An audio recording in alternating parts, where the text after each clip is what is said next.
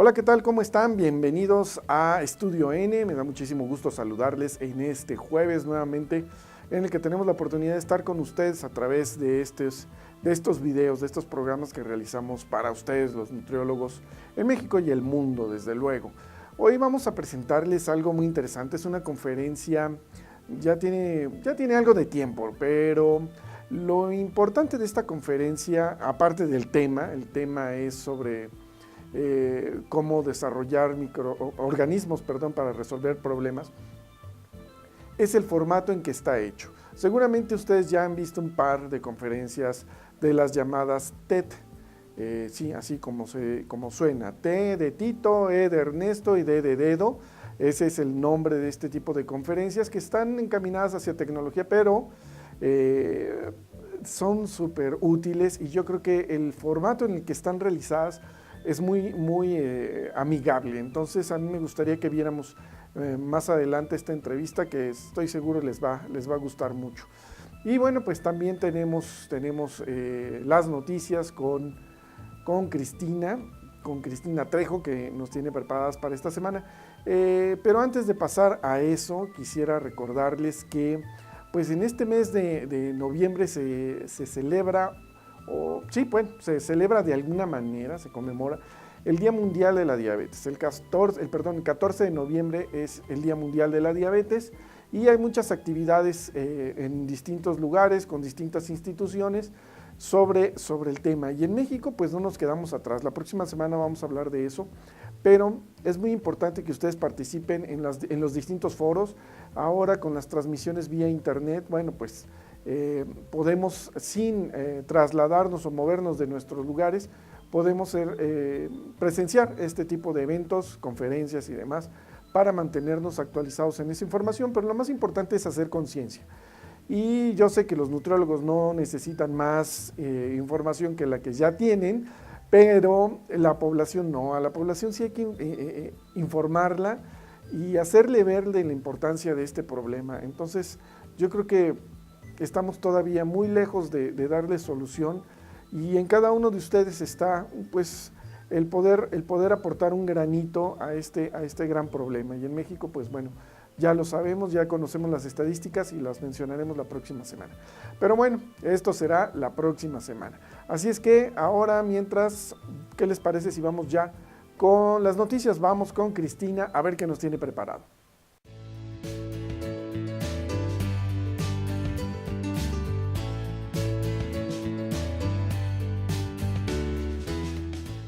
Estamos de vuelta en Estudio N. Hoy tenemos noticias muy interesantes. Primero, les voy a platicar un poco sobre cómo una dieta baja en calorías tiene beneficios para la salud de las arterias. En nuestro cuerpo tenemos venas y arterias que transportan la sangre y llevan los nutrimentos que necesita nuestro organismo para poder funcionar.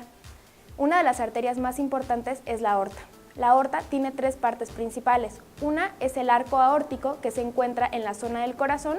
Luego está la aorta torácica, que se encuentra en la zona del tórax, y finalmente está la aorta abdominal, que empieza en la parte del diafragma y termina donde se encuentran los lumbares. Tanto las venas como las arterias pueden llegar a deteriorarse por diversos factores, entre los cuales se encuentra la edad, el estilo de vida, alguna enfermedad o incluso una dieta inadecuada. Entre los principales accidentes vasculares se encuentra el aneurisma. El aneurisma es un abultamiento en un vaso sanguíneo. Esto se llena de sangre y puede llegar a reventarse.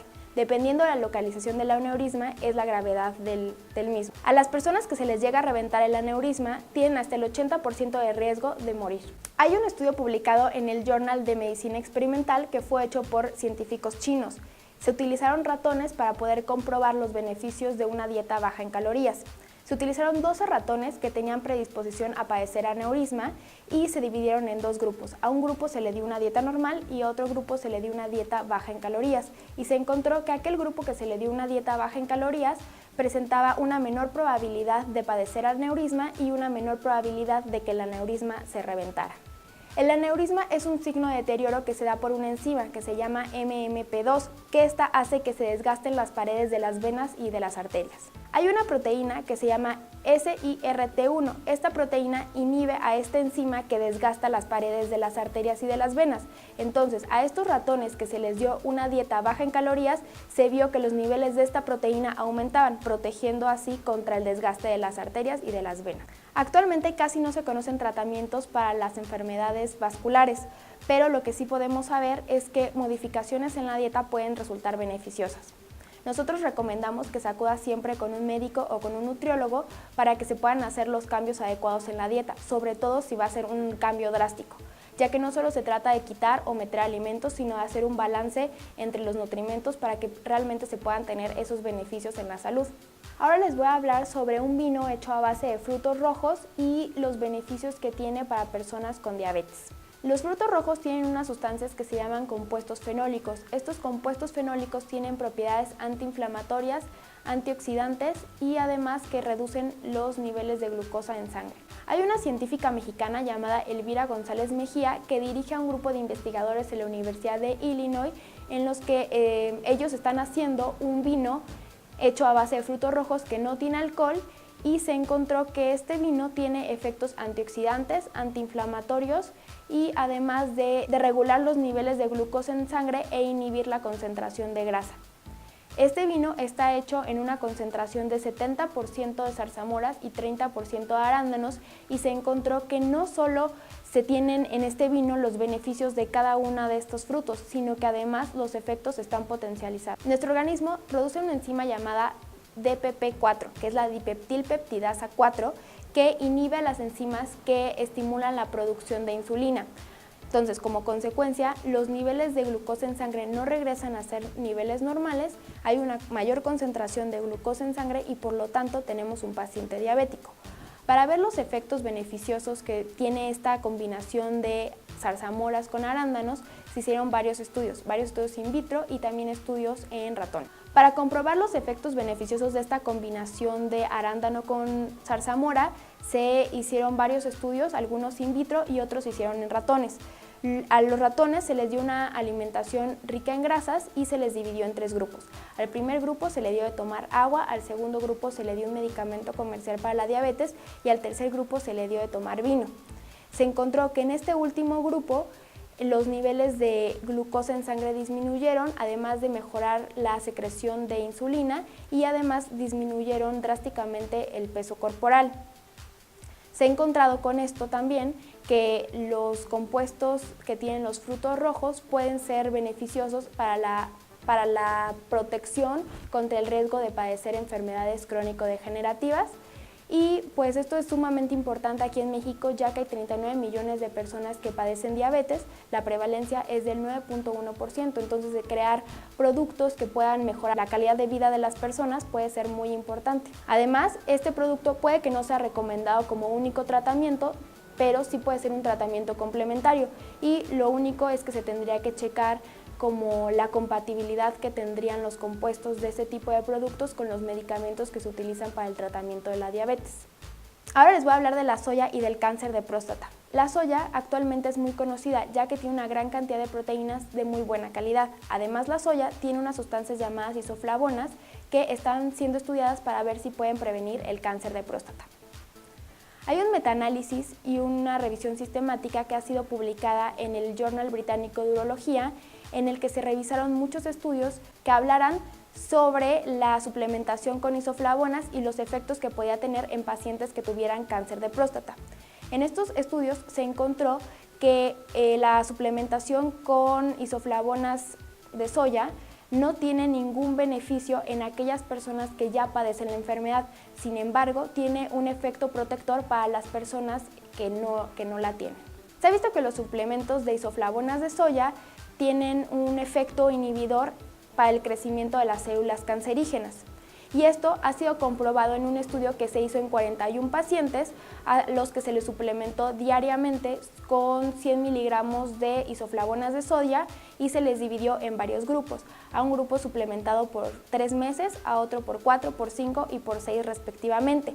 Después del estudio se hicieron mediciones del antígeno prostático, que es el indicador para saber si se padece o no cáncer de próstata, y se encontró que en todos los grupos se disminuyeron los niveles de antígeno prostático.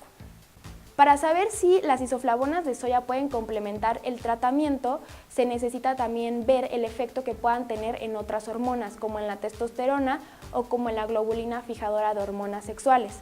Con todos los estudios que se revisaron se encontraron varias discrepancias, que las dosis y los tiempos de suplementación varían mucho y que también los grupos en los que fueron utilizados para los estudios fueron muy reducidos, por lo tanto las conclusiones no son definitivas. La suplementación con isoflavonas puede ser un aliado en cuanto a la prevención del cáncer de próstata, sin embargo todavía se necesita conocer más estudios sobre este tema que tengan las condiciones más controladas para que nos den resultados más concluyentes. En ese sentido no tenemos pruebas concluyentes sobre este tema, lo que sí podemos decir es que la soya es una muy buena fuente de proteína y puede ser incluido en una dieta correcta.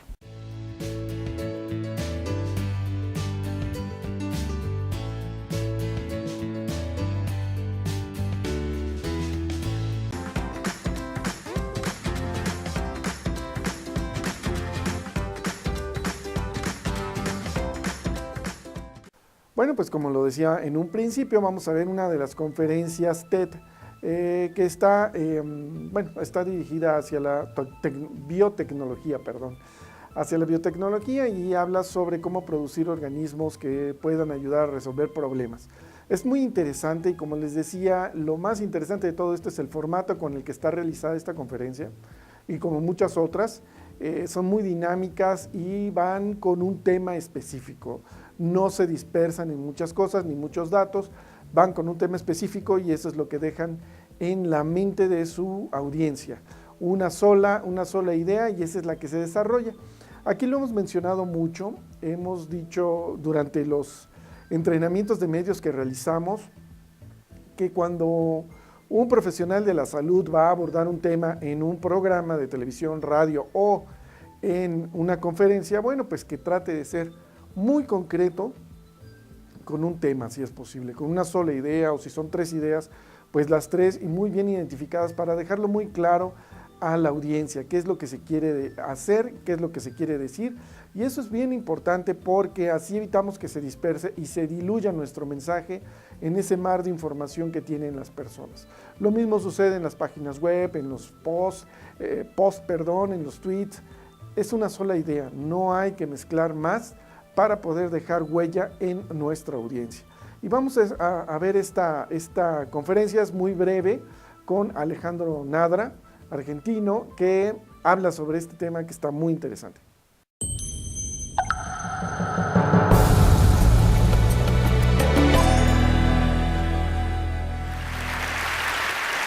Imagínense una planta que, como todas las plantas, capta energía del sol durante el día, pero a la noche ilumina.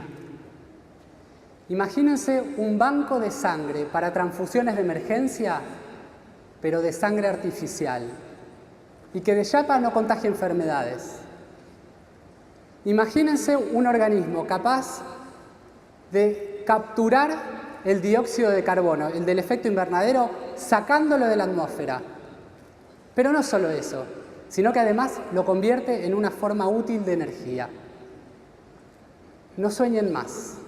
Bienvenidos a la biología sintética. La mayoría de ustedes seguramente no oyó hablar de biología sintética, pero la van a oír en los próximos años. Biología es el estudio de la vida.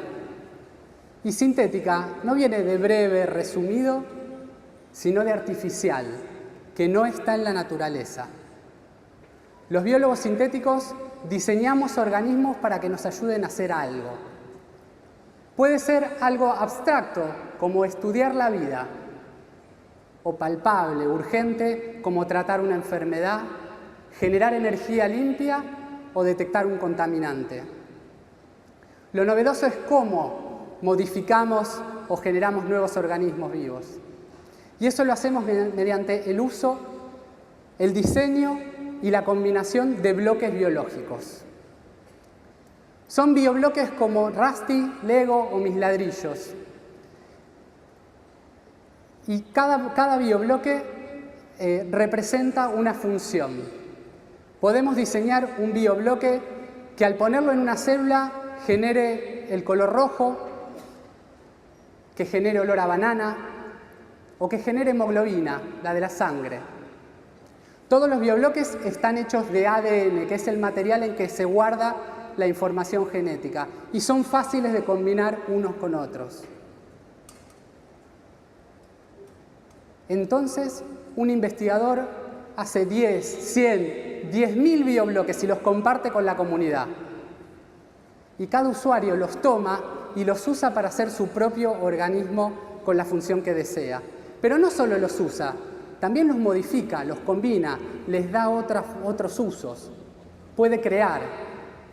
Y lo más maravilloso para quienes nos apasiona la complejidad de la biología es que funciona. Ok, tenemos una bolsa llena de funciones encerradas en biobloques. ¿Y qué hacemos? Jugamos. Armamos, desarmamos, ponemos, sacamos, reciclamos. La evolución recicla. Los biólogos sintéticos venimos a ser recicladores seriales, que reutilizamos y combinamos bloques biológicos para hacer organismos con funciones a medida. Esto puede generar un poco de miedo. Entonces, ¿cada uno hace lo que quiere? No. Hay muchos controles. Por ejemplo, las empresas que fabrican ADN tienen bloqueada la posibilidad de fabricar toxinas o patógenos para que no se hagan armas biológicas. Y también los laboratorios que trabajan en biología sintética suelen abrir sus proyectos a la sociedad. En mi laboratorio nos visitan diseñadores industriales, artistas plásticos, sociólogos, y exploramos con ellos esto de la biología sintética. El fuego quema, el agua ahoga, pero no por eso dejamos de usarlos. Es solo cuestión de hacer un uso responsable y seguro. Ok, pero ¿de qué hablamos cuando hablamos de organismos? A los seres humanos nos gustan las mascotas. A algunos nos gustan los perros, a otros los gatos o los potus. A los biólogos sintéticos nos gustan las bacterias y las levaduras, que son microscópicas y tenemos muchas, muchísimas. En la antigüedad domesticábamos microorganismos para ayudarnos a producir alimentos, como el pan, como el yogur, la cerveza.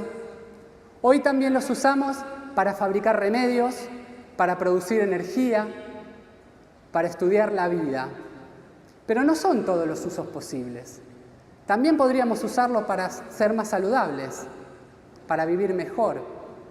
Por ejemplo, podríamos modificar algunos de los organismos que viven adentro nuestro. Sí, tenemos bacterias viviendo adentro nuestro. De hecho, un ser humano sano tiene unas 10 veces más bacterias adentro suyo que células humanas. ¿A quién se le hubiese ocurrido hace unos años en tomar una bacteria para curarse de algo?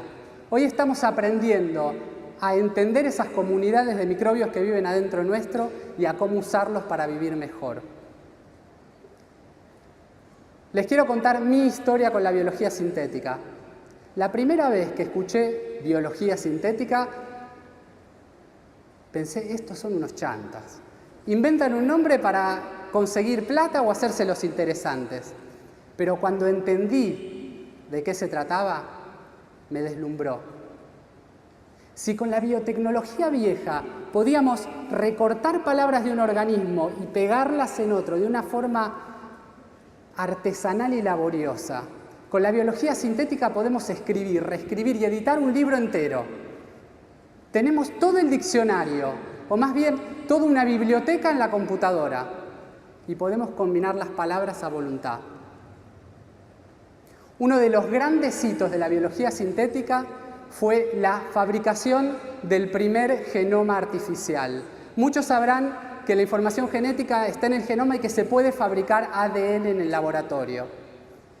Hace 4 años, en un laboratorio, fabricaron a partir de 4 botellas de componentes químicos un genoma completo.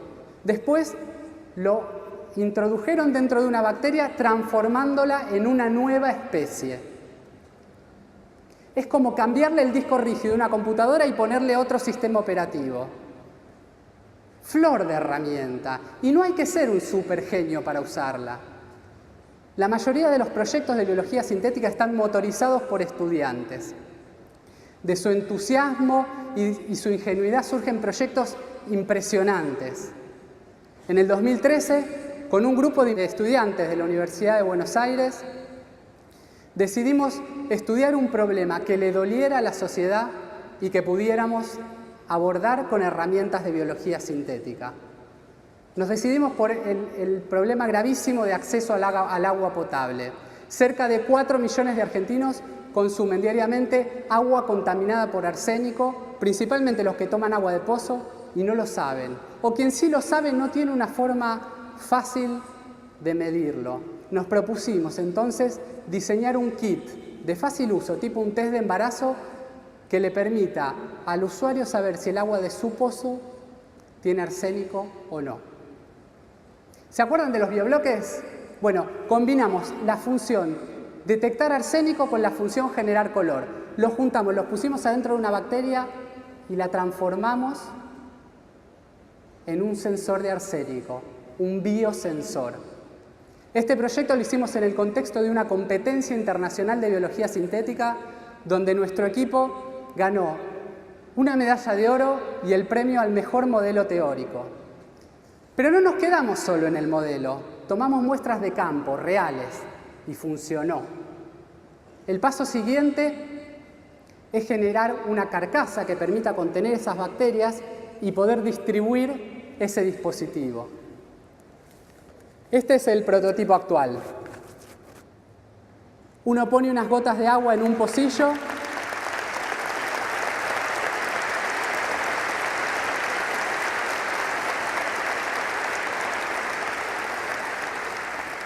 Uno pone unas gotas de agua en un pocillo, espera unas horas y compara el color que desarrolla ese pocillo con otros colores de referencia y así sabe cuánto arsénico tiene en su pozo. Me gusta verlo como un modelo inspirador. Cuando uno no sabe que algo no se puede hacer, lo intenta, pero cuando sabe que se puede, se anima a más. Hoy en día hay empresas usando biología sintética para fabricar esencia de vainilla, usando biología sintética para fabricar un remedio contra la malaria, o hasta para fabricar tela de araña. Hoy en día podemos diseñar organismos que nos ayuden a resolver problemas. Es solo cuestión de imaginar. Imaginar un organismo que nos ayude a cuidar el ambiente. Imaginar un organismo que nos ayude a estar más saludables. Imaginar un organismo que nos ayude a generar energía limpia. Porque ya sabemos, en biología sintética, imaginar es poder. Gracias.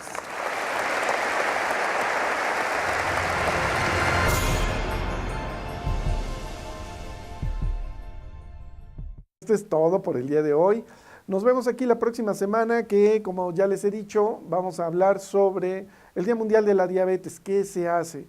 ¿O qué se está haciendo? Vamos a hablar un poco de cifras que seguramente ustedes ya conocen, pero vamos a tratar de abordarlo y ver qué cosas se pueden hacer, qué más hay detrás de todo esto.